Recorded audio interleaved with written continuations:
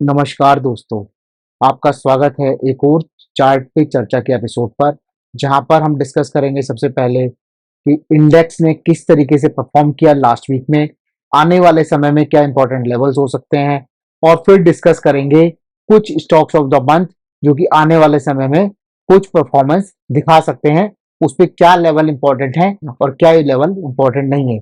चलिए देर ना करते हुए सीधा हम चलते हैं चार्ट्स पर दोस्तों।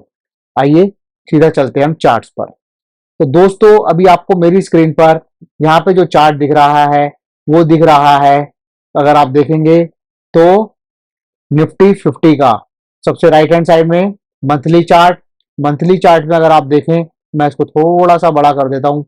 मंथली चार्ट में अगर हम देखें यहाँ पे दोस्तों, तो मंथली चार्ट में यहाँ पर फिर डोजी बनती हुई और उस डोजी में अभी भी सेम लेवल पर क्लोजिंग आरएसआई 60 के ऊपर ही सस्टेन करने की कोशिश कर रहा है, लेकिन back to back doji candle एक रेड अलर्ट का सिग्नल है। यहाँ पर ये हाई था जो कि अप्रोक्सीमेटली 21,783 के ऊपर था। सेम लेवल पर जाकर मार्केट को एक रिजेक्शन मिला और वो नीचे की साइड आ गया। आइए इसी चार्ट को अब देखते हैं बीच वाले चार्ट पर, जो कि हमारा वीकली चार्ट है। अगर हम अब वीकली चार्ट को देखें तो दोस्तों यहाँ पर देखिए, ये टू टॉप पर आकर यहाँ पे रिजेक्शन और यहाँ पर वीकली में भी बहुत ही वीक कैंडल जिसमें कि बॉडी ऑलमोस्ट जीरो के बराबर है। तो यहाँ पर दोस्तों थोड़ा सा रेड अलर्ट हमें रहना पड़ेगा। आरएसआई अभी भी 60 के ऊपर है, लेकिन अगर आप देखें यहाँ पर एक हाई लगा, फिर यहाँ पर एक हाई लगाने की कोशिश, इसकी आरएसआई और इसकी आरएसआई में बहुत फर्क है। यानी कि इस आरएसआई का अगर मैं हाई देखूं तो 775 था, जिसमें 69 था, और इसकी आरएसआई 65 है। और फिर यहाँ पर जो हाई लगा था दोस्तों, उसका जो था वो था 74, और जो हाई था वो था 21,525। तो ये जो हाई पे लेवल पर आकर रिजेक्शन हो रहा है, तो यहाँ पर हम कुछ डाउनफॉल एक्सपेक्ट कर सकते हैं आने वाले समय में। आइए इस वाले चार्ट पर अब हम देखते हैं डेली चार्ट पर देखिए, अभी भी यहाँ पर आरएसआई जो है अभी भी 60 के आसपास ही सपोर्ट कर रहा है। उसको हम वापस से एक लेवल इसमें ड्रॉ कर देते हैं 60 40 का, और फिर इसको देखते हैं। ये देखिए, जैसे कि पिछली बार हमने बात की थी, पिछले वीक में जब हमने डिस्कस किया था, हमने कहा था कि इस वीक में यहाँ पर रेंज शिफ्ट हो रही है, तो हो सकता है मार्केट ऊपर जाने की कोशिश करे लेकिन वो वापस से नीचे आ जाए। और ये देखिए यहाँ से सेम लेवल से इसमें रिजेक्शन। इस कैंडल का नेचर आपको समझ में आ रहा होगा, जिसने की पिछली ऑलमोस्ट अगर आप देखें तो 3 कैंडल को एनगल्फ कर लिया है, यानी कि उसके अंदर समा लिया है। और ये रेड कैंडल काफी वीक क्लोजिंग देती हुई यहां पर। तो निफ्टी में हमें अलर्ट रहना चाहिए, हो सकता है कुछ टाइम के लिए यहां पर ये सस्टेन करे। अगर आपका पहला लेवल मैं देखूं तो यहां पर दोस्तों पहला लेवल निकल के आता है 22,200 का, और उसके बाद सीधा का सीधा 21,900 यानी कि 22,000 का, और उसके बाद 21,700 का। तो यहां पर हम थोड़ा सा डाउनफॉल एक्सपेक्ट कर सकते हैं। आइए अब चलते हैं निफ्टी बैंक की तरफ।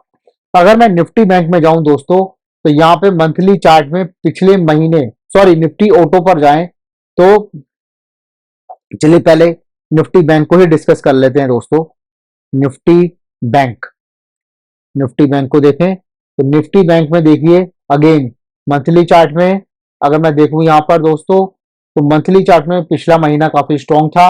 अभी थोड़ा सा अपर लेवल से यहाँ पर भी रिजेक्शन देखने को मिल रहा है, मगर इसमें अभी भी आरएसआई जो है 60 के ऊपर है। तो यहाँ पे मंथली चार्ट में it seems there is no problem. अभी अगर आप देख लें तो यहाँ पर भी एक शूटिंग स्टार, उसने एक नया ऑल टाइम हाई लगाने की कोशिश की, 60 को क्रॉस करने की कोशिश की वीकली चार्ट्स पर।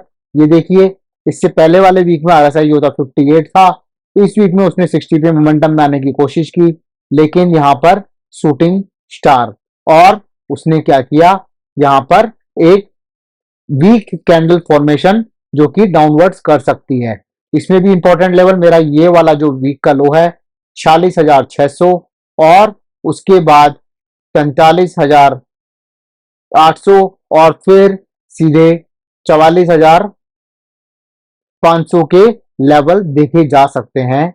अगर मेरा ये वाला ब्रेक, यानी कि यहाँ पर अगर आप देखें तो एक सपोर्ट लाइन अगर हम ड्रॉ करें, यानी कि 45,300 के आसपास, 45,300 के आसपास यहाँ पर थोड़ा सा सपोर्ट है, तो यहाँ पे वो CIP करके थोड़ा ऊपर भी जा सकता है और ब्रेक भी कर सकता है। लेकिन इस कैंडल का नेचर देखते हुए वीक पर, क्योंकि ये शूटिंग स्टार है। आइए अब इसी को एनालिसिस करते हैं डेली के चार्ट्स पे। तो डेली चार्ट में यहाँ पर भी वही है दोस्तों, लास्ट थोड़ा वीक कैंडल, फिर वीक कैंडल, और फिर तीसरे ने दोनों कैंडल को एंगल्फ कर लिया और RSI भी 60 के नीचे आ गया है। तो यहाँ पर दोनों इंडेक्स हमने देखे तो यहाँ पर काफी वीकनेस देखी जा रही है।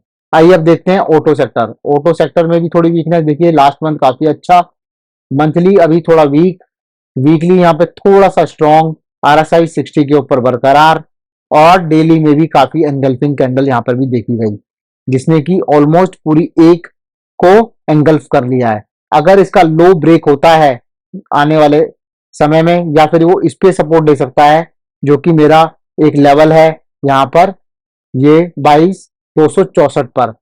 वीकली कैंडल में कोई प्रॉब्लम नहीं, डेली में थोड़ा सा रिट्रेसमेंट देखा जा सकता है। फिर हम आते हैं, देखते हैं Nifty energy, again weak candle, यहाँ पे शूटिंग स्टार और यहाँ पे भी एंगल्फिंग। अगर RSI के टर्म्स में देखें तो डेली पे सपोर्ट ले सकता है, वीकली और मंथली कैंडल मेरा bullish in nature in terms of RSI।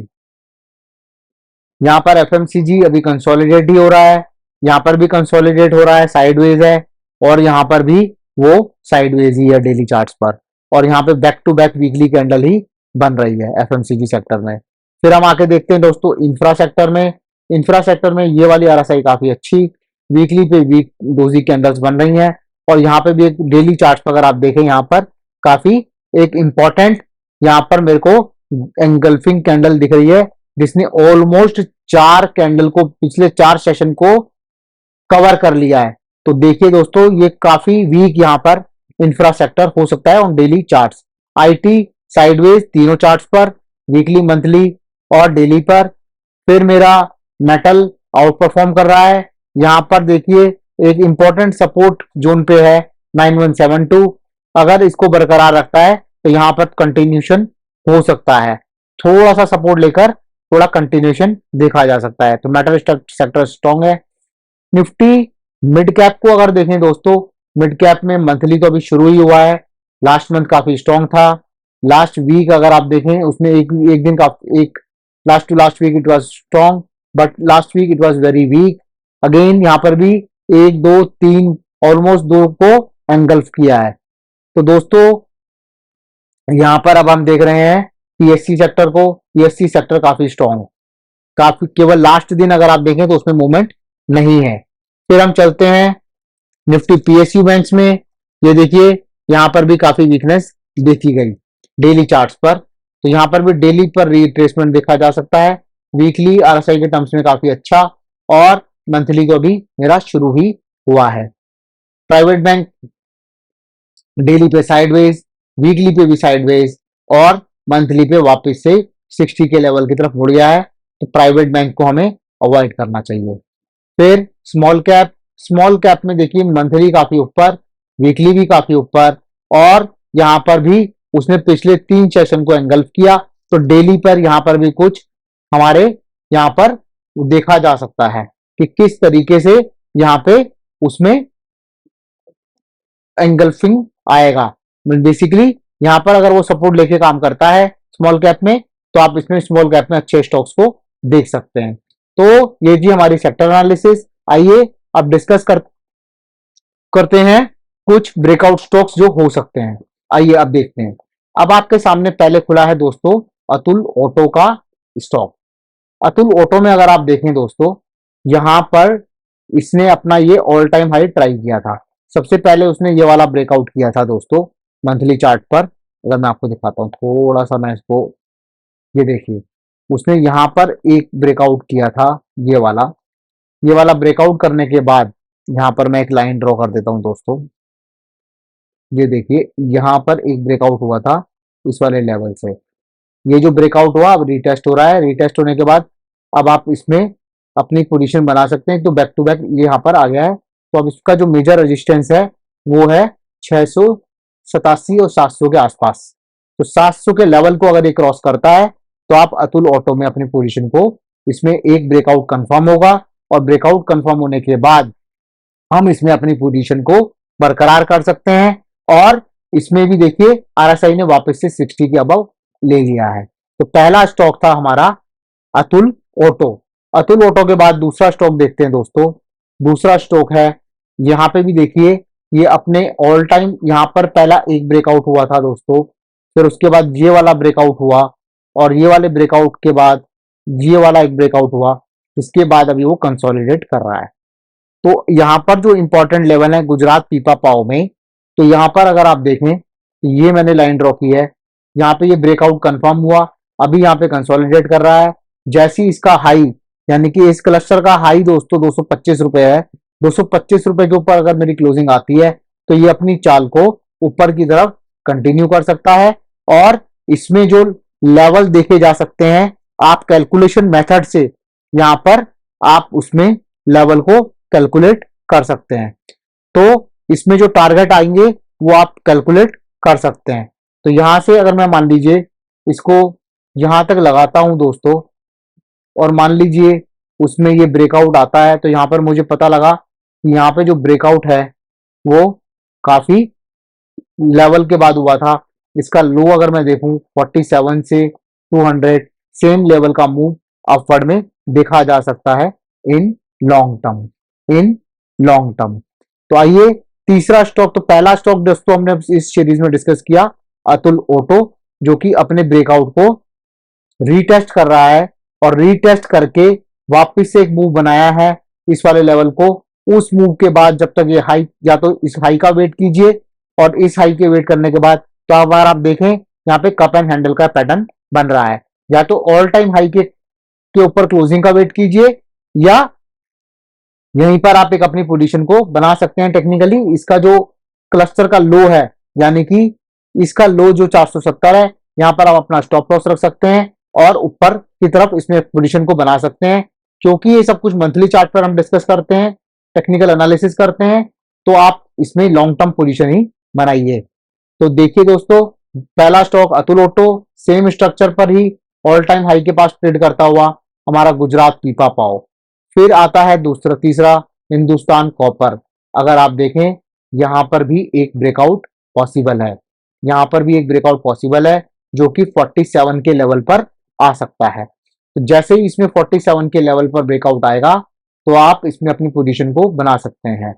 और कप एंड हैंडल वाली स्ट्रेटेजी जो कि हमारे चैनल पे थी, जिसमें कि हम इसमें इसके ऊपर, लाइन के ऊपर, यानी कि 48 के ऊपर क्लोजिंग का वेट करते हैं, उसके ऊपर 4% का बफर लगाते हैं और उसके बाद एक अपनी पोजीशन को बनाते हैं और नीचे जो है ब्रेकआउट कैंडल का लो लगाते हैं और लो लगाने के बाद उसके स्टॉप लॉस को ट्रेल करते हैं। तो ये था हमारा आज का तीसरा स्टॉक, जिसमें कि पहला टारगेट ही अगर आप देखें इसका ऑल टाइम हाई 80 रुपए के आसपास है, जो कि समय ले सकता है दोस्तों, जो कि समय ले सकता है।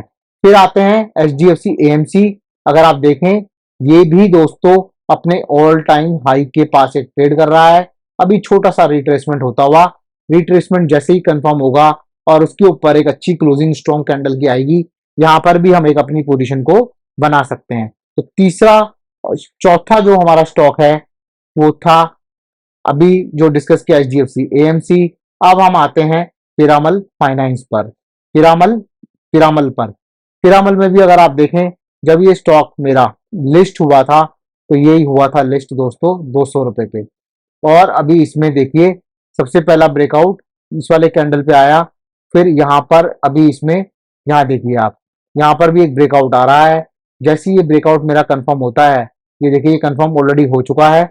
यानी कि अगर मैं लाइन ड्रॉ करूं दोस्तों, तो ये यहाँ पर, ये जो था 2 जुलाई 2022 में यहाँ पर ये लिस्ट हुआ था हमारा स्टॉक, और स्टॉक लिस्ट होने के बाद अभी इसने यहाँ पर, अगर आप देखें इसकी RSI भी 48 के आसपास ही है वैसे तो, लेकिन क्योंकि इसमें अगर आप देखें यहाँ पर एक ब्रेकआउट कंफर्म हुआ है, या फिर आप इसमें काम कर सकते हैं कि इसका ऑल टाइम हाई पे पहुंचने दीजिए, प्रॉपर एक कप पैटर्न बनने दीजिए और इसको अपनी वॉच लिस्ट के रडार में लगा लीजिए। तो ये थे हमारे कुछ स्टॉक जो कि हमने डिस्कस किए इन टर्म्स ऑफ ब्रेकआउट।